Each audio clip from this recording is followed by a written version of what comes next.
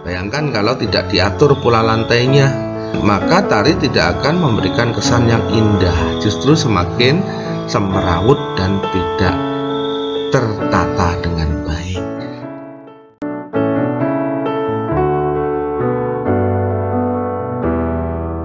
Baik, assalamualaikum warahmatullahi wabarakatuh. Sebelum pembelajaran kita mulai, marilah kita berdoa supaya diberikan kelancaran pada proses pembelajaran hari ini. Berdoa mulai, berdoa selesai.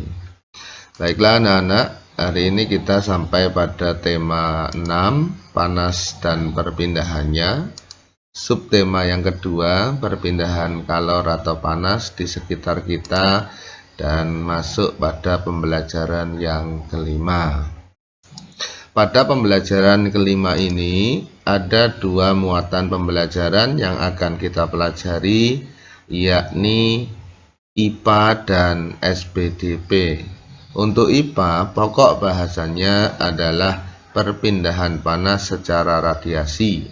Sedangkan untuk SPDP-nya, pokok bahasan kita kali ini adalah kegunaan pola lantai tari.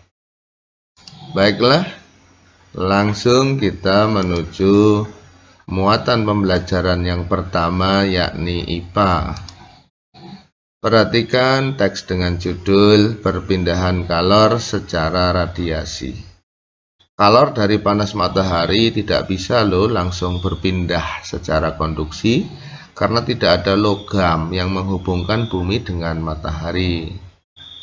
Selain itu, atmosfer yang berupa udara juga termasuk konduktor yang buruk. Kalor dari matahari juga tidak dapat menghantar atau berpindah secara konveksi, karena antara matahari dan bumi terdapat ruang hampa, sehingga nggak mungkin kalor bisa merambat. Jadi perpindahan panas atau kalor dari matahari yang merambat ke bumi tanpa zat perantara, itulah yang kita sebut dengan nama perpindahan kalor secara radiasi. Contoh lain adalah ketika kita sedang berkemah di pegunungan, udara sangat dingin.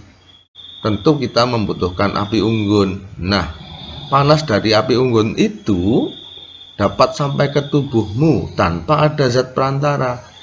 Perpindahan panas seperti itu juga kita sebut dengan radiasi.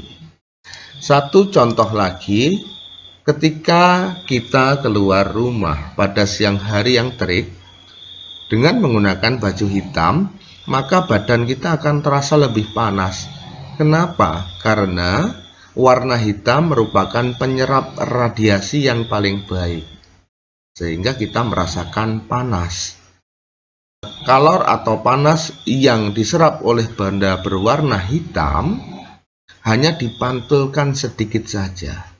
Berbeda dengan benda-benda yang berwarna putih dan mengkilat, akan banyak memantulkan kalor atau panas itu, sehingga akan terasa lebih sejuk jika kita memakai pakaian berwarna putih. Baik, demikian bahasan untuk IPA tentang perpindahan kalor atau panas secara radiasi. Selanjutnya kita akan menyelesaikan tugas yang pertama. Apa yang dimaksud dengan perpindahan panas secara radiasi? Secara radiasi, perbedaannya apa antara radiasi dengan konveksi? Yang ketiga, perbedaannya apa antara radiasi dengan konduksi? Kemudian yang keempat, jelaskan paling sedikit 3 contoh perpindahan panas secara radiasi. Ingat, pertanyaan yang keempat ini adalah jelaskan, bukan hanya menyebutkan. Jadi kalian ambilkan contoh, kemudian jelaskan contoh tersebut. Baik anak-anak, kita lanjutkan. Setelah IPA, kita lanjut kepada muatan pembelajaran SPDP. Kegunaan dari pola lantai atau tujuan adanya pola lantai dalam tari tradisional adalah yang pertama, menjaga agar antar penari tidak saling bertabrakan. Semua sudah mengetahui pergerakan yang harus dilakukan oleh masing-masing penari. Kemudian yang kedua, membantu mengetahui gerakan tari berikutnya. Ketika seorang penari melakukan suatu gerakan, maka penari lain bisa menjadikan itu sebagai acuan untuk gerakan berikutnya. Yang selanjutnya, yang ketiga adalah menciptakan kekompakan. Bayangkan kalau tidak diatur pola lantainya, maka tari tidak akan memberikan kesan yang indah, justru semakin semrawut dan tidak tertata dengan baik. Dan keempat adalah menjadi ciri khas dalam sebuah tarian.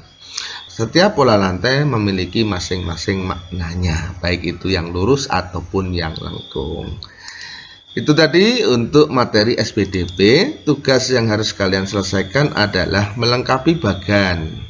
Di sini ada judul bagan pentingnya pola lantai tari tradisional. Yang pertama, menjaga agar penari tidak saling bertabrakan. Kalian silahkan untuk isi kotak yang kedua, ketiga, dan keempat. Itu tadi anak-anak pembelajaran kita hari ini. Saya rasa cukup. Mudah-mudahan kita bisa menyelesaikannya dengan baik. Selamat belajar, jaga semangat, dan juga tetap jaga kesehatan. Maksimalkan belajar apapun keadaannya. Mudah-mudahan pandemi ini segera berakhir dan kita dapat kembali belajar di kelas. Assalamualaikum warahmatullahi wabarakatuh.